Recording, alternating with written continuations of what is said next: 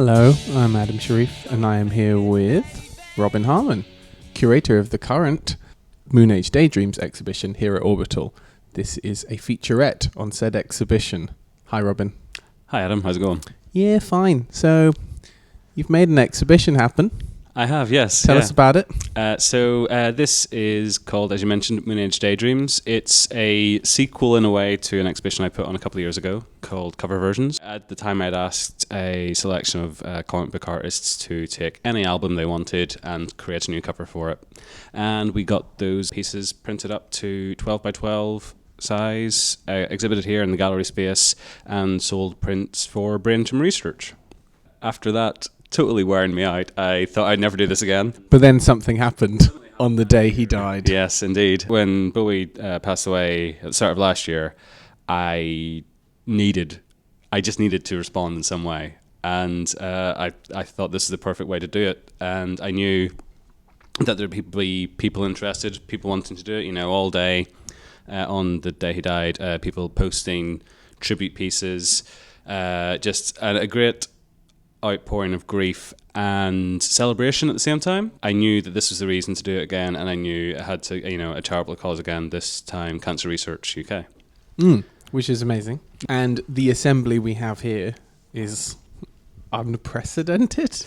Yes, so we have 27 pieces in all, 25 original pieces and 2 pieces which have been kindly donated that were already existing. We've gone slightly outside the realm of comic book artists. We've got photo collage work, graphic design, paintings, so just a bit more inclusive. My aim for both these exhibitions was to have established talents and to give people who wouldn't normally have something exhibited a chance to have their work seen by a slightly bigger audience. I think it's had a really nice crossover. I mean, I felt like the launch night was a really good example of reaching way outside of the comic sphere and introducing different people to different things. Mm-hmm. And as you say, have some people then have the chance to be in an exhibition alongside Mike Allred. Yes, which, as Owen said, is a dream, is a literal dream come true. Mm-hmm.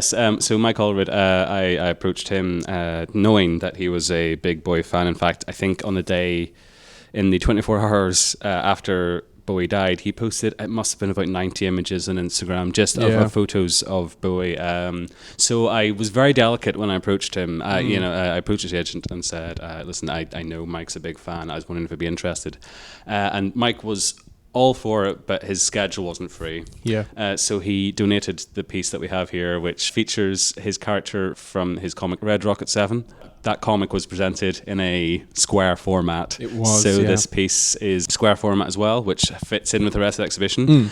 And the funny thing happened on launch night. I had put it in just a record frame on its own, and I realised that it was upside down. Because of that, I realised that no matter which way you have it, it kind of works. Because they're floating in space. In a most peculiar way. Yeah. So a couple of weeks ago, I bought a small turntable, attached it to the wall, and it has been rotating in store ever since. And I think it really adds to the piece.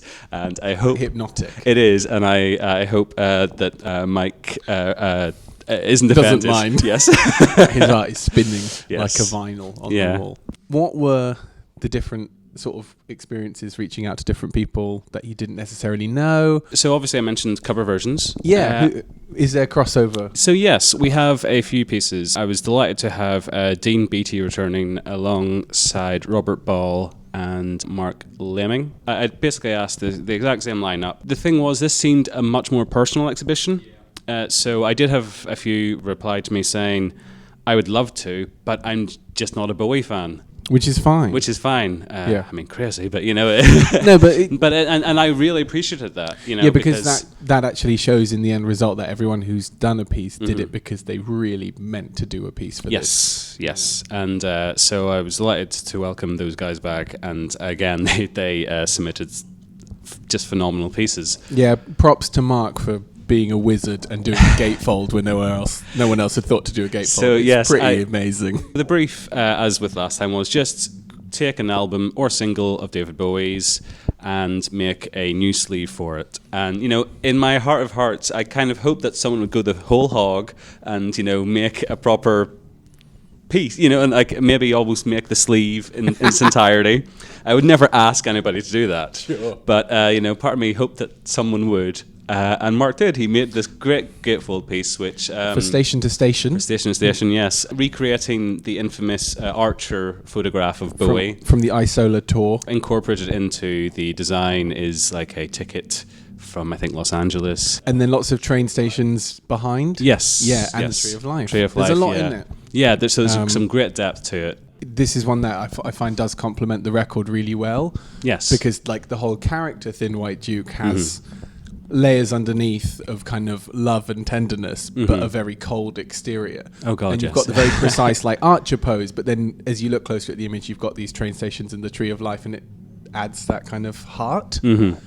I must say, I don't have any favorite pieces, because it's like choosing a favorite child, or it's just like everyone's piece is unique and personal, and like I get something from every piece. And none of them look the same. The thing about all of David Bowie's record covers, apart from Black Star, is they all feature his face, or the image of Bowie, or the character that he is at that moment in time. So I wasn't necessarily looking for lots of drawings of David Bowie. Exactly, yes. And there are some here, but that's not in no way a bad thing. I'm very happy with everything that's been submitted. It reminds me now, talking about this, just watched the Last 5 Years documentary, and it was fascinating to hear from the cover designer and see all those templates that they had thought about for the next day. Yes. Where they had every album cover and then they had subverted it in some way.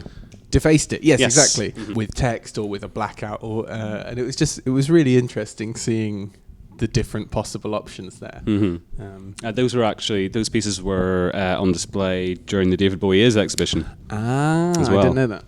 I did a bit of social media research to see who was posting David Bowie things, who has throughout the year been posting David Bowie things. And one incredibly last minute was by Nick Roach, who submitted Underground. He'd heard about the exhibition the week prior to it going up, when Robert Ball had posted about his piece. He was so eager to get involved, and I sent him a message and said, I would love to have you if you can get something in. And he moved his schedule around, did whatever he could, and submitted the piece, and it's a great piece. It's from Underground, which is from the soundtrack to Labyrinth, so we have the kind of back of Jareth about to board and a tube train being surrounded by many people, quite a few of them actually on their headphones as well. Yep, and then there's a couple on their smartphones. Yeah. There's actually a lot more to it than first glance. Yeah. You think, oh, Underground, he's on the Underground. But then you've got his kind of constant isolation, because he's the only one in that kind of colour. The other figures are in a kind of red hue or a blue hue, apart from a little kid which is the kid from it's the lead's baby brother in the Labyrinth. film. Yes. Yeah. Which I think it's a clever touch, distinguishing those two from the crowd. Given that Nick is famous for his Transformers work, seeing him draw something mechanical obviously is a bonus. Yeah, that tube train I wish real tubes looked as nice modern as that. Yes, Nick, I suggest you get in contact with TFL, and maybe you could start designing some new trains. Right next to that we have Terry Varhol's Outside. For me it was quite different, because it's photo manipulation and collage. It was also an album I wasn't familiar with. It's a weird album. Part of my last year has been investigating his discography, so I hadn't gotten quite around to the Outside by the time the exhibition was about to launch. But I made the point to start listening to it, and it's a dark, possibly overlong concept album.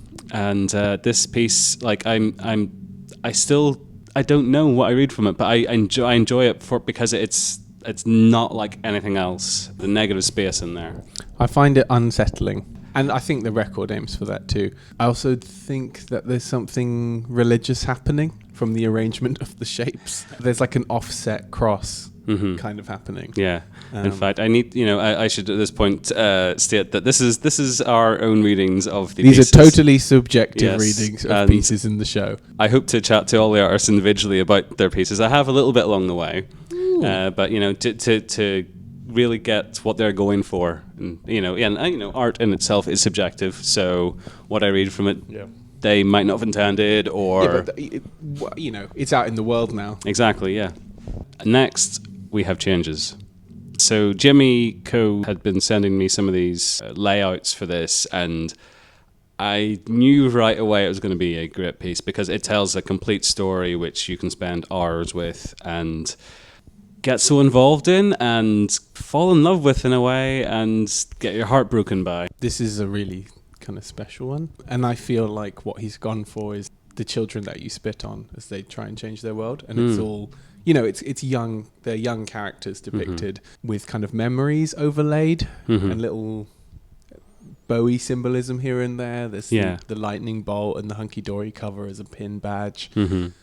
And all the way to the end, we've got someone wearing a Black Star, T-shirt, and just watching that character's in the space, just in this one image, just seeing someone's entire life story in such a beautiful way. Who's compiled all these photos? Is it that person? Is it their child? A secret about this piece is this wasn't the first color pass he did of it. The first color pass had a lot more activity and a lot more variation. And at first, I preferred that one, but the more I sit with this one, the more I enjoy its cohesion.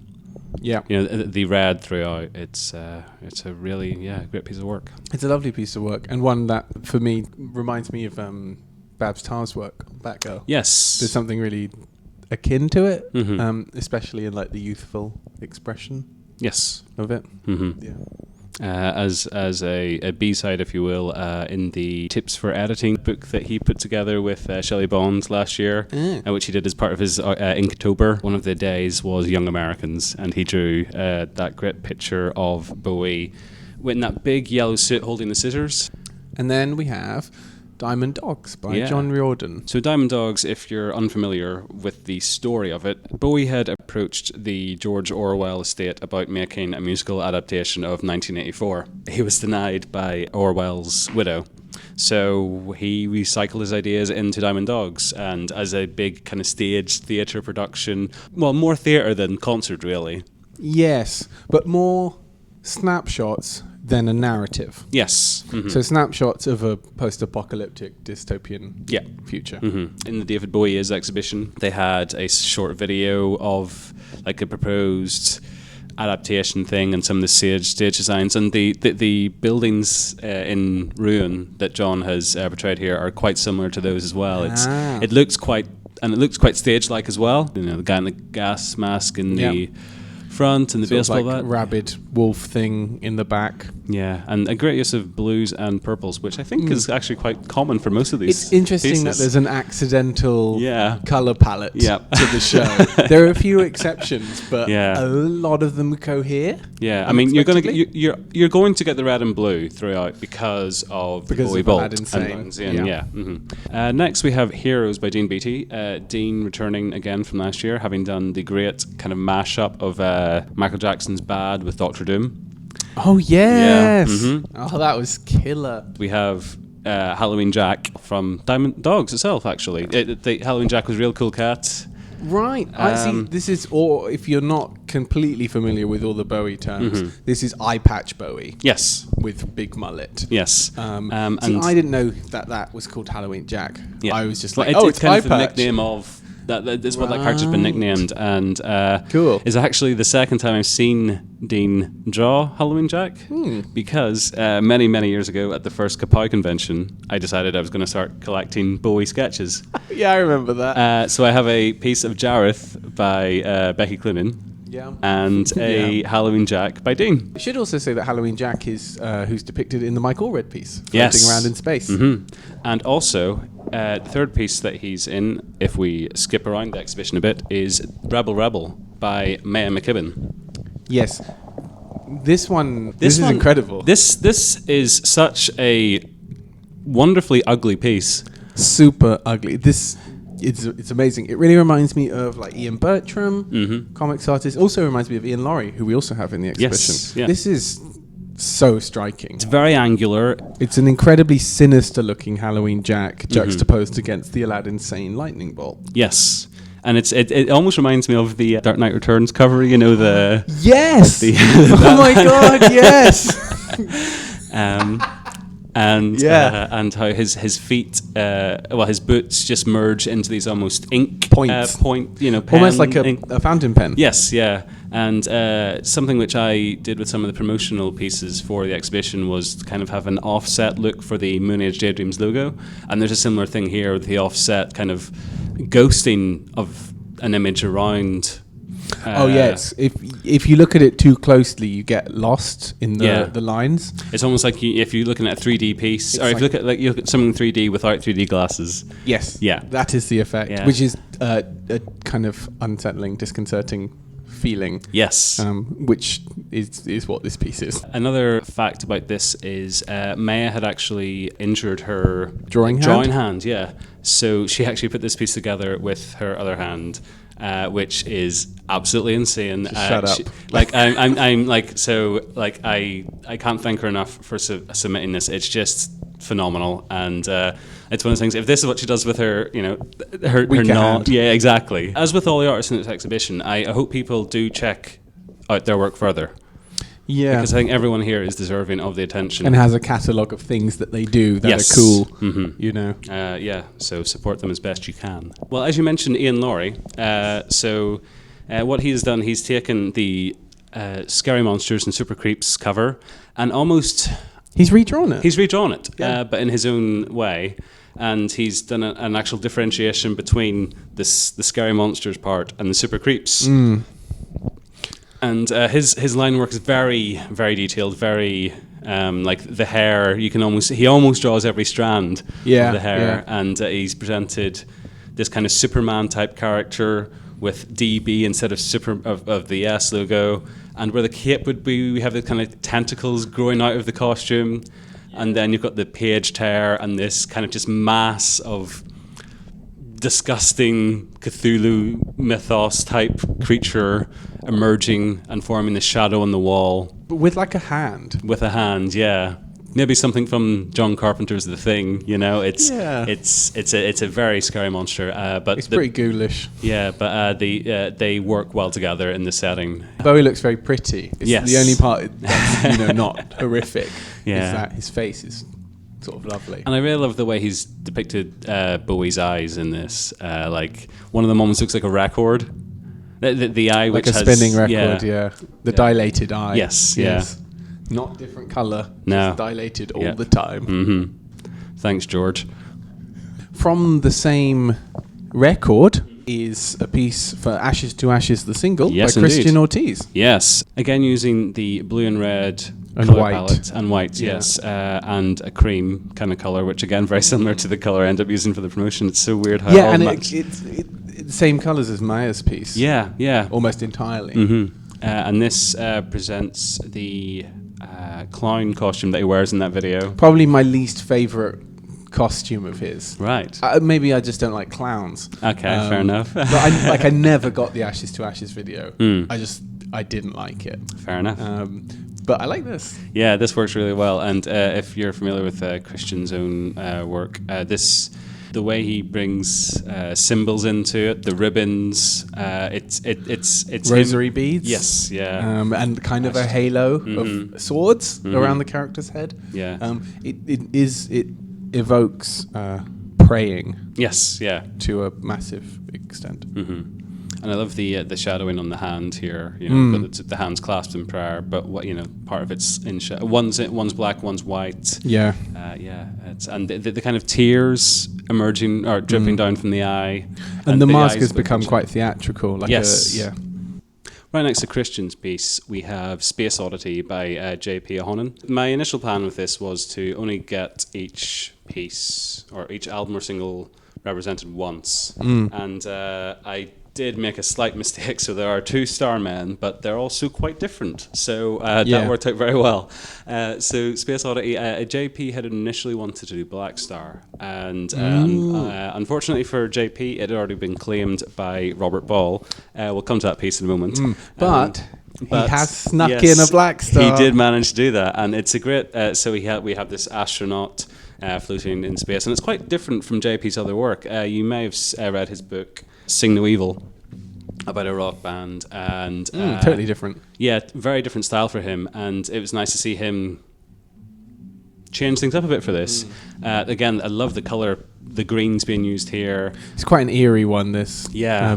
But also life-giving, because it feels like the astronaut is kind of holding a world in his hands. Yes, yeah, and the star, well, it's an inverted star as well, and it draws your eyes to the center of the piece, and you know everything else kind of emits from there. It's a well constructed piece. Yeah, for sure. Yeah. And as we mentioned, Black Star, Bowie's final album, the only of his album covers not to feature him in some way. Yeah. Even The Next Day, which was released previously, had his face obscured, but you could still see the arms. From the Heroes cover. Yes. Black Star. It's depending on which version you bought. If you bought the vinyl, it's just incredible. It's entirely black. It's with black on black. Yeah, with a star cut out, and the CD. It's a white background with a black star on it, and the typography spelling Bowie in star font. Yes. It makes sense if you see it. Yeah. So such an iconic piece already, as all the covers were. Yeah. Robert had a bit of a challenge here, but he has worked it in such again, his unique way. He did a fantastic piece last year for Cornelius' album Phantasma, where he incorporated a lot of the elements of the songs and so on within the album. This is a light shining onto a chair and the shadow forming many different rays with Bowie appearing in them with a guitar, and yeah, it's packed actually. It is. With detail this. I mean, the spotlight shining on the chair has the star cut out a la Black Star, the actual album cover. Yeah. And around it seems to be coming off some stardust. Yes. As the light shines down.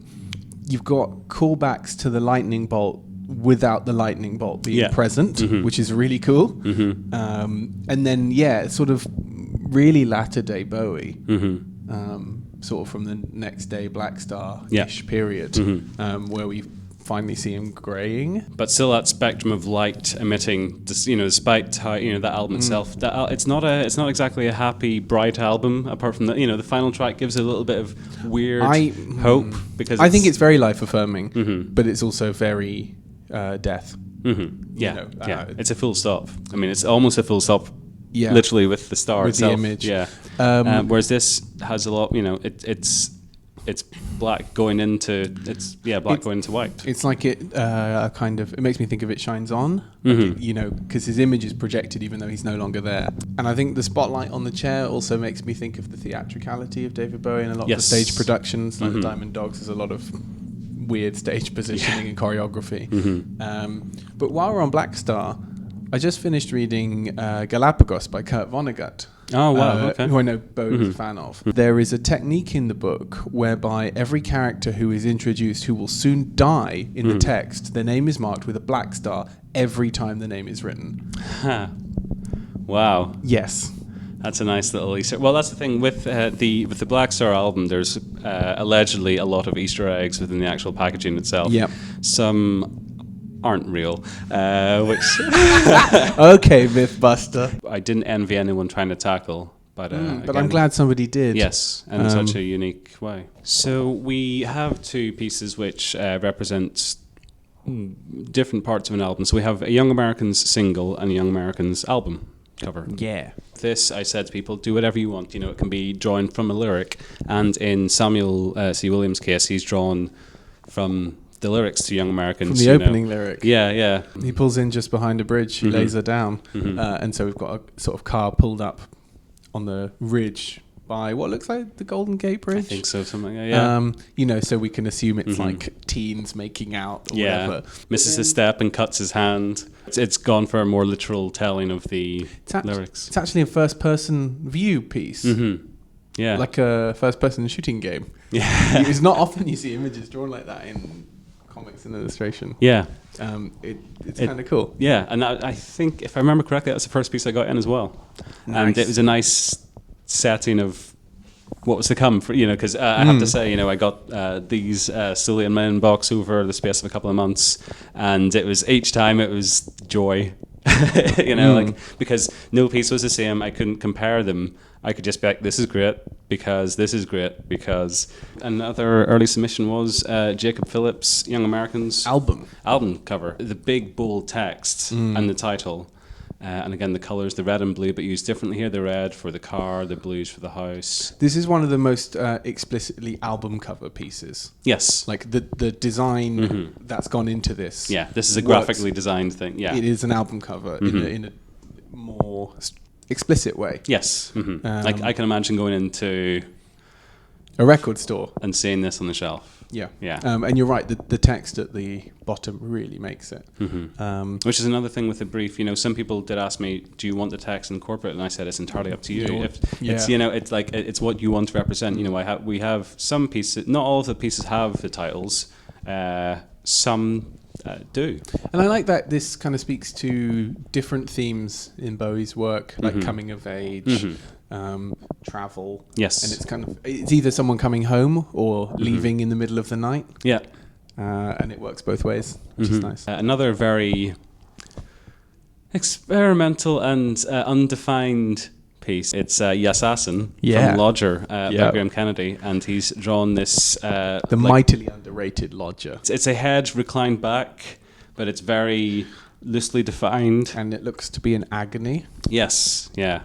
And it's, you know, Yassassin is Turkish for long life.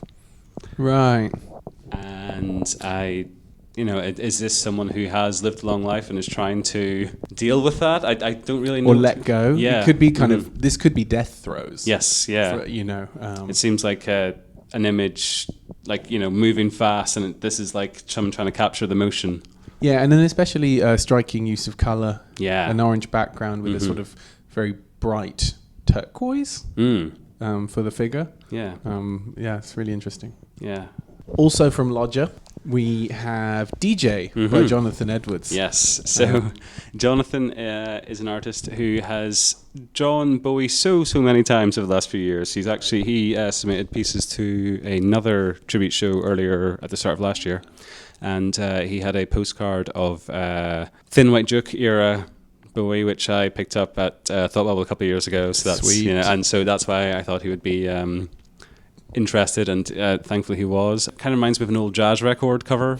I was just thinking I could see Bowie really liking this piece. Yeah. It's quite abstract. It's and it's a little bit Pablo Picasso. Yes, and the more I listen to the lyrics of DJ, the more I think it's his most autobiographical song. Yeah, it might be. Because, you know, I am a DJ, David Jones, I am what I play. He plays all these characters, and it's another great use of red in this, and the way that the DJ is incorporated into his ear, and we've got the D and then the J just dripping down. If you know anything about The Simpsons, just a little aside, Homer's hair, the above the ear, is meant to be an M, and then his ear is meant to be a G for Matt Groening. So a nice little... It just reminded me of that when I saw the D and the ear. Totally unrelated there. Yeah. As far as how it looks, sort of at a few paces back, it's kind of akin to John Pearson's piece, Aladdin Sane, both for colour palette and, you know, the prominent featuring of Bowie's face. Yes. So John has gone for more of an actual cover of the original, cover, yes. In the same way that Ian Laurie's pieces are redrawing. It seems similar here. Yeah, this recreates the Aladdin Sane character, but also with a profile of him juxtaposed with it, and they kind of merge into one. This is one which the more you spend with it, the more you'll see into it, because at first you will notice, oh, there is the original piece, but if you see the actual photos from that session, from that shoot, the outtakes, some of them where his eyes are open, head to the side, you know, and this seems to, it's a nice merging of them all, and, you know, the Aladdin Sane character being, you know, very unsubtly a lad in Sane. And having multiple personalities. It's almost like a photograph that's multiple exposures. Yes. As though one photo has been taken and then someone has said, turn to the left. Yeah. Yeah. You know, which makes me think of the famous Bowie mugshot. Yeah, that's absurd. Yes, actually, a little bit like the that. most handsome mugshot you'll ever see. Well, Sinatra's is pretty good too. Well, that's true, yes. In fact, right next to this, we have John's co-collaborator on the Beastwagon comic and former host of the Orbiting Pod, Owen Michael Johnson, occasional host. Moonlighter. Yeah, and he's gone for one of my favourite Bowie singles, TBC15. Yes. Nice use of hot pinks and purples in this piece. And Super blues. neon piece. Yeah, and the titles. He worked on this with MD Penman. It's the most kind of explicit piece in the show because we have intimacy, which you don't have depicted on any other. Couple dudes climbing out of the TV. Yeah. Or multiple TVs. Mm-hmm. Which, again, drawing from the lyrics because it's a song about a TV eating someone. And well, isn't it the rumor or the legend is that it's to do with like a bad trip that Iggy Pop had, where he thought someone was climbing out of his television. Mm-hmm. Speaking of intimacy, the other one which could be considered to be intimate is the Be My Wife cover by Els Fitzgerald. Yes. And this is from one of my favourite Bowie albums, Low. And this looks like it's based on the character as Thomas Newton. Thomas Newton with Mary Lou. Yeah, with Mary Lou from The Man Who Fell to Earth, and of course then Lazarus, the musical, which was staged last year. Yeah, I really like this in that those links because Be My Wife is from Low. And it's kind of the same period. Yes, because the Low album cover is a still from the Man Who Fell to Earth. Yeah. And I like the fact that we have Mary Lou represented more fully, and we just have the outline of Thomas or Bowie or whoever it's meant to be, with the red hair being the prominent image. It's nice in a way that, yes, she gets a fuller treatment because obviously within the narrative she is so readily discarded over and over by Newton. Yes. So it's nice to see her feature prominently in that way. Yeah. And speaking of Low, we have Low by Rob Davis. And this is a great, again, use of colours, the cream and the red and the blacks. And this has the very alien-looking figure, almost Mechanical Animals, Marilyn Manson, of indistinguishable gender as well. And the dog in the background. A little bonus fact for you, the numbers 13 and 14 are where Rob lives because he lives between two houses. Really? Yeah, and that's interesting. The dog is in a way meant to represent Iggy Pop. And all the songs he has about, dogs and, I want to be your dog. Oh, I see. I was going to say that's quite harsh, but no, I get it now. And, Low being recorded partially in Berlin, the beginning part of the Berlin trilogy. So they would have been hanging out at that time. The Idiot was soon to come. Yes, yeah. In fact, The Idiot being the prototype for Low in a way in terms of production, but was released after the fact, so it didn't look like he was copying. Oh boy. And right next to that we have The Man Who Sold the World by Tiffany Little. This is a more traditionally painted piece, which seems to recreate in a way the mural which is in Brixton. Yes, it's the shrine. Yes, and echoes the lyrics of "Oh no, not me, I never lost control," which is almost in a comic book paneling.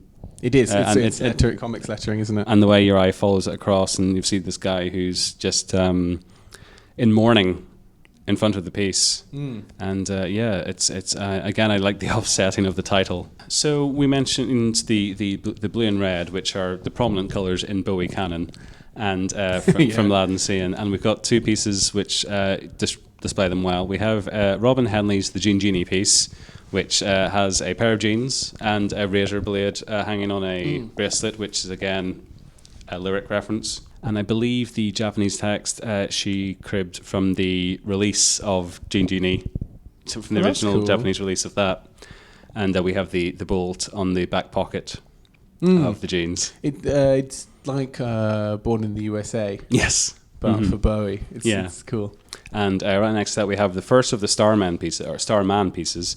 This one's by Gavin Guidry, which is a super ominous aliens type deal. Yeah, so at first I thought, is this a face in a spacesuit, or is this like a face looking through a window type thing? I'm not entirely sure which it is, but it could be an airplane window. Yeah, or just a face a ghostly figure appearing at a transparent piece with the bolt across the face, but like very deliberately not painted on, not blended in. This is just like stuck on top, but in a jarring but it's almost like way. it's shielding you from the horrible, scary face on the other side. Yeah, it's a bit of censorship in a way. Yeah. And I love the use of text in this. The way it's like hastily painted David Bowie Starman. It's almost like when you see like something written in blood on a wall. Yes. In a film. Yeah, it's a very scary piece.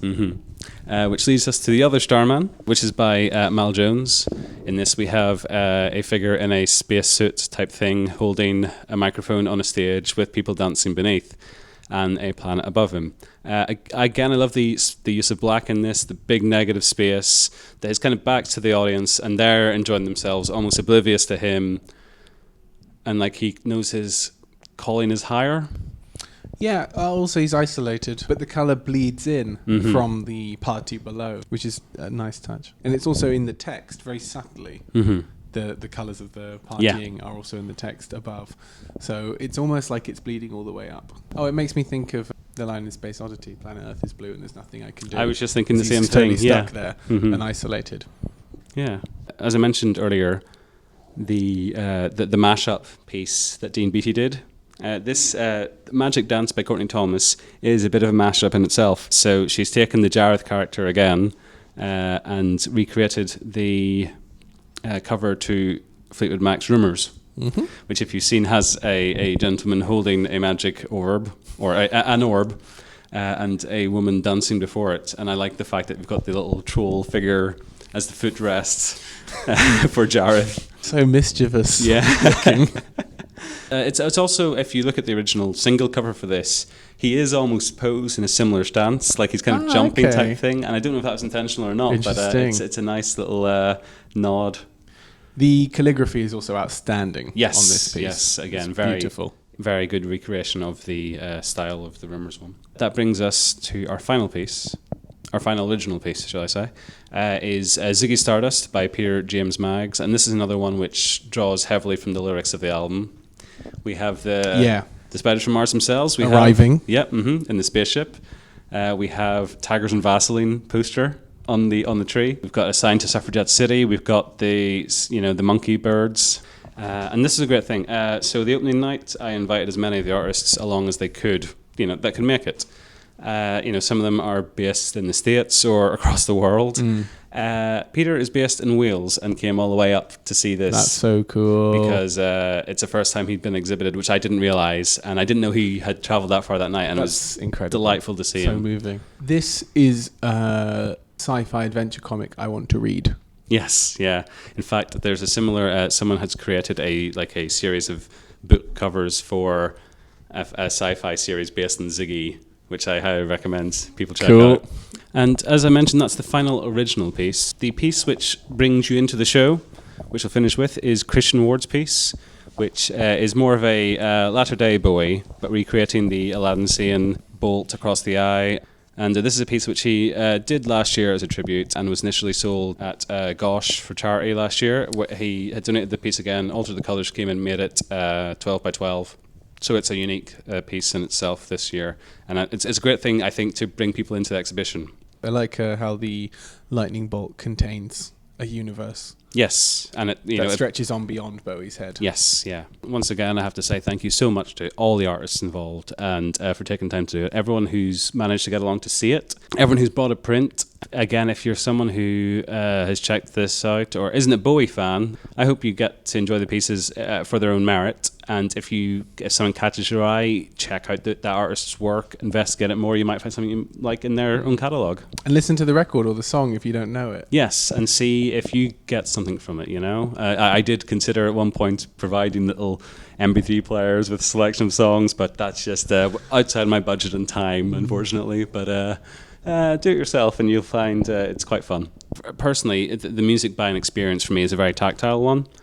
And I like buying records, not just because of the hipster reasons of, records, but I like having an entire piece. And that's why I think these pieces work as a great accompaniment to the music. You can check out the pieces in full, moonage-daydreams.com. follow on Instagram and Twitter at Bowie Sleeves. We may do a follow-up. We may do more of these pieces. It's undecided at this point, but stay tuned for more updates, and we'll hopefully have something more to bring you. Mm-hmm.